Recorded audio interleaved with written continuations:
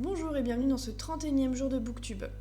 Aujourd'hui je suis ravie de vous retrouver pour vous présenter, suite à l'inspiration du livre d'hier, un livre que j'aurais également aimé avoir entre les mains à 16 ou 17 ans, qui parle d'un tabou millénaire que j'ai déjà commencé à évoquer hier, et c'est les règles. Donc, le livre s'appelle Les règles, quelle aventure. Il est sorti en 2017 aux éditions La Ville Brûle. Allez voir leur catalogue, ils ont vraiment des choses chouettes.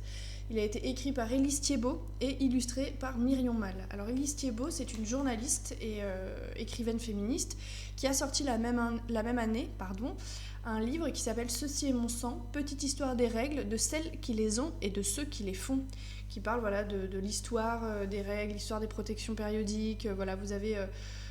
c'est un livre très très intéressant aussi. Celui-ci s'adresse plus précisément aux jeunes filles qui auraient des questions au moment d'avoir leurs règles, aux jeunes femmes qui sont concernées, mais pas seulement, parce que moi en lisant ce bouquin j'ai appris plein de trucs que je ne savais pas. Et alors au-delà du fait que c'est assez transversal, ça va vous parler de mythologie, de sociologie, d'où viennent certaines superstitions, ça va aussi parler très technique, donc anatomie, explication franche et claire sur ce que c'est que les règles, voilà, la base, et sur les différentes protections périodiques qu'on peut utiliser qui existent. Il y en avait que je ne connaissais pas moi-même, des moyens naturels qu'on a pour soulager la douleur, voilà.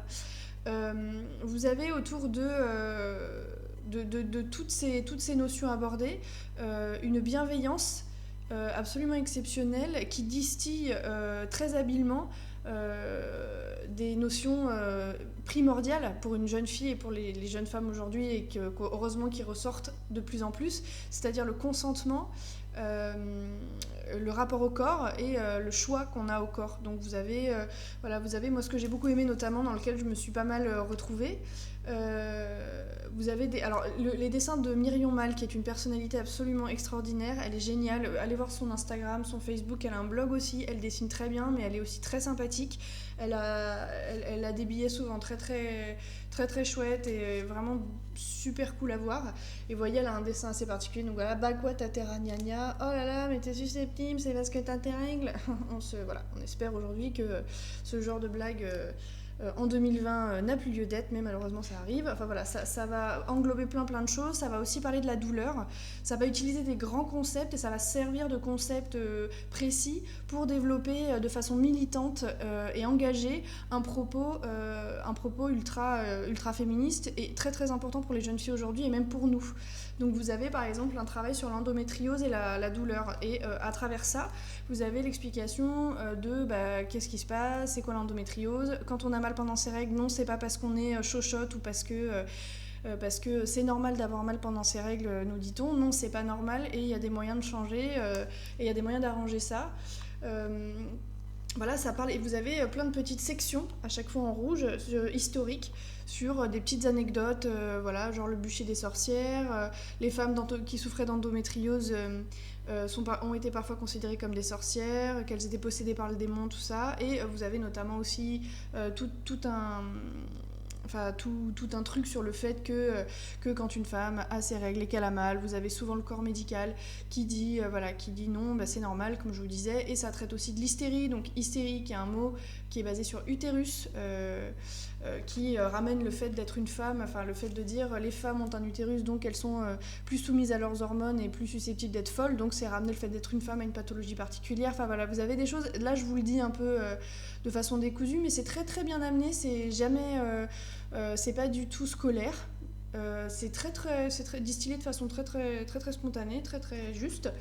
Et au moment ça s'accroche beaucoup au moment de la puberté, où on dit que le corps change, et qu'il y a des moments où, que ce soit le corps médical ou les autres gens, on va essayer d'imposer des choix à la place de la personne concernée. Et ça insiste beaucoup sur cette notion de consentement, sur cette notion d'appropriation du corps, que vous, jeunes filles, vous êtes les seules à pouvoir décider de ce que vous voulez faire, quoi. Et vous avez un exemple, donc c'est pas traité directement, mais vous avez indirectement les violences gynéco et médicales qui sont sous-jacentes, gynéco, les règles du jeu, voilà, vous avez un truc là-dessus. Vous avez un petit dessin, c'est un exemple, sur voilà, une jeune fille qui va chez le gynécologue, qui lui dit voilà, quoi, vous voulez prendre la pilule à 15 ans? Non mais non, pas du tout, c'est vos premières visites, très bien, déshabillez-vous. Ça explique que oui, on peut aller chez le gynécologue pour la première fois et ne pas se faire trifouiller, et même plus tard, on peut aller chez le gynécologue et tout va bien, on n'est pas obligé de se faire...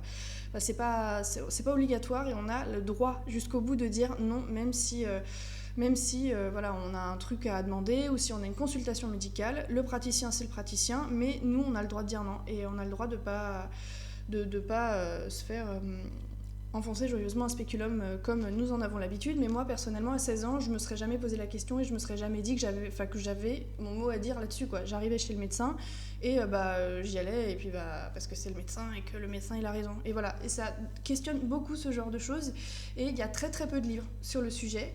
Voilà, ça parle beaucoup de choses, du syndrome prémenstruel, ça parle tout en étant très inclusif, donc c'est-à-dire ça parle des personnes transgenres, des personnes intersexes, donc oui, il faut avoir un utérus pour avoir ses règles, mais que un homme du coup peut très bien avoir ses règles, parce que personne transgenre, tout ça. Les intersexes, ça explique aussi la particularité.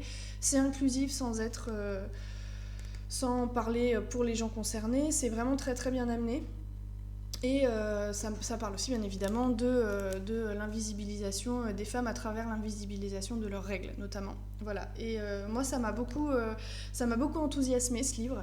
Voilà, c'est comme je vous dis, cette alternance entre les trucs techniques, voilà, donc les différents moyens de contraception. Ça parle du flux instinctif libre, qui est le fait que certaines femmes sont capables de bloquer leur flux menstruel seul, en disant si tu n'y arrives pas, c'est pas grave, c'est juste que ça existe et que c'est possible d'apprendre à le faire. Donc c'est hyper intéressant. Je pense pas qu'il y ait beaucoup de livres qui parlent de ça. Voilà, il y a aussi des numéros d'associations, il y a des contacts à joindre, voilà, et ça addicie vraiment des principes sur la liberté sexuelle, sur la liberté et la légitimité seule qu'on a nous-mêmes à gérer notre corps comme on l'entend, quoi. Et vraiment, c'est un must-have, je pense, pour tout le monde.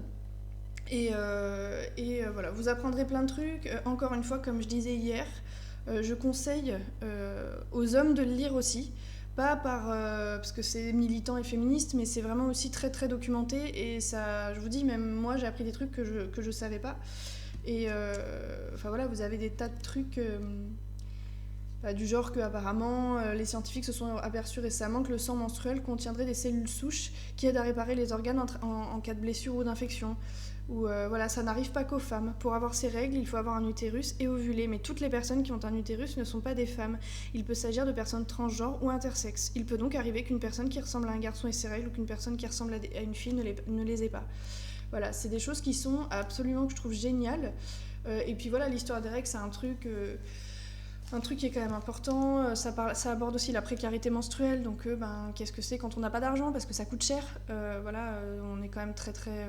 je sais pas si dans ce livre-là il y a, mais en tout cas il y a beaucoup de calculs qui calculent toute une vie, ce qu'on dépense en protection périodique, qui en plus en général sont pas du tout bonnes pour notre santé.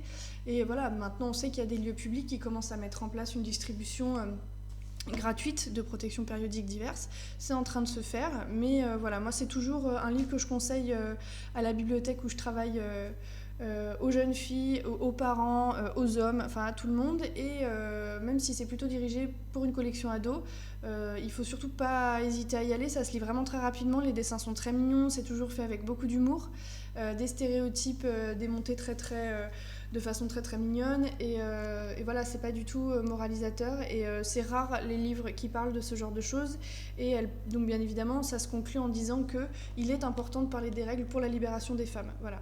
Il y a aussi plein de conseils sur les façons de dire qu'on a ses règles, sur comment mener un carnet de bord menstruel pour voir un petit peu le flux, la fréquence, tout ça. Enfin, il y a un petit quiz à la fin pour montrer est-ce que vous savez, voilà, et aussi plein de noms sur partout dans le monde, des hommes et des femmes qui militent pour que le tabou des règles cesse, parce que non, ce n'est pas sale, non, ça sent pas mauvais, non, voilà, enfin, ça explique plein de trucs là-dessus.